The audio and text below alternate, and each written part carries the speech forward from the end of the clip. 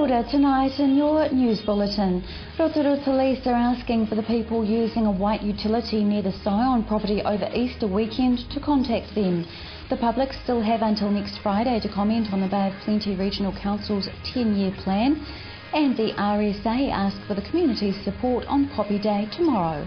Those stories and more just ahead tonight on City News. Rotorua Police need further help from the public in identifying individuals responsible for the break-in and destruction of trees at the Scion Crown Research property. Detective Senior Sergeant Zane Smith of Rotorua CIB thanked Rotorua residents who have telephoned police so far, but says more information is needed to help solve the crime. Police also want to hear from the people who were using a white utility vehicle with a white canopy, which was parked on the track near the Department of Conservation building, which is adjacent to the Scion Research property. Anyone with information that will help the inquiry is asked to call Rotorua Police. And Scion CEO Dr Warren Parker says the destruction of the tree crop at Scion has set back their research by up to a year. Dr Parker told City News that he has no idea who is behind the attack. Well, we do know that there are opponents to GE technology and they're very vociferous and vocal about that.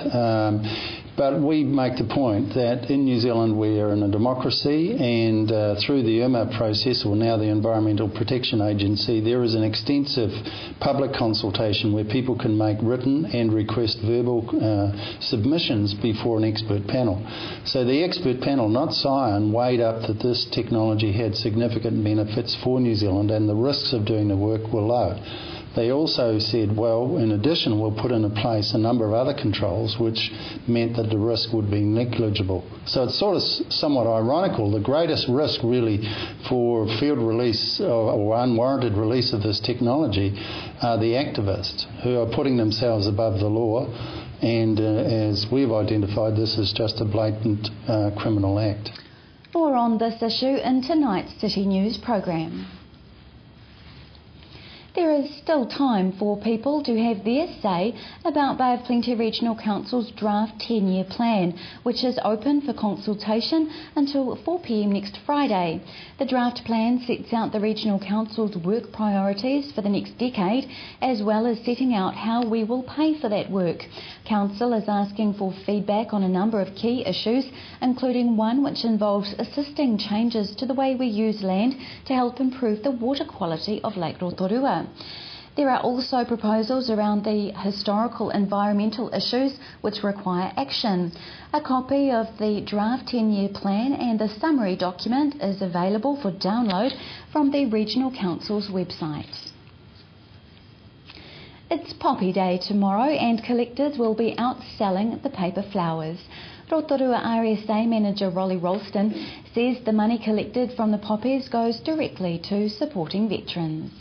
Don't forget Poppy Day. Poppy Day. Friday the 20th of April. The sellers will be out on the streets from about 7:30. We'd be delighted if the public could support us.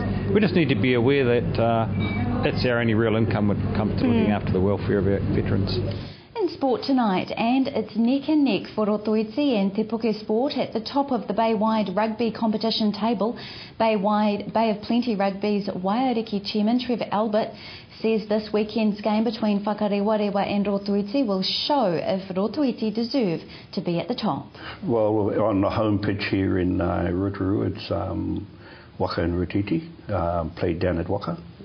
So that's going to be a biggie for both sides. At the moment, Rotoiti is 2 points ahead of Waka, but that's, until tomorrow we'll find out whether that's going to continue or not.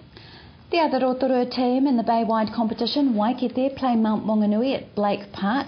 Kick-off for the weekend's games is at 2:45 p.m.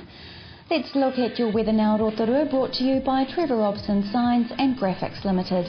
Tonight, fine, light winds, overnight a low of 3. Tomorrow, Friday, fine with light winds, a high of 17 and low of 4. Outlook for Saturday, more fine weather with light winds, a high of 21 and low of 6. Marine forecast for Lake Rotorua, variable 5 knots, tending northeast 10 knots for a time in the afternoon, waves less than half a metre and fine. If you've missed any of tonight's bulletin, you can watch it again by going to tv.rotorua.co.nz and click on the View Latest City News link, or to view what's on in the city, click on the Upcoming Events link. Still to come in tonight's program, we look at the issue of the destruction of the GE trees at Sion. I talk with Dr. Warren Parker. Martin Sharp from GE Free New Zealand is also on the show with the alternate view on GE. And we're out at Te Puia to talk with the director of the carving school.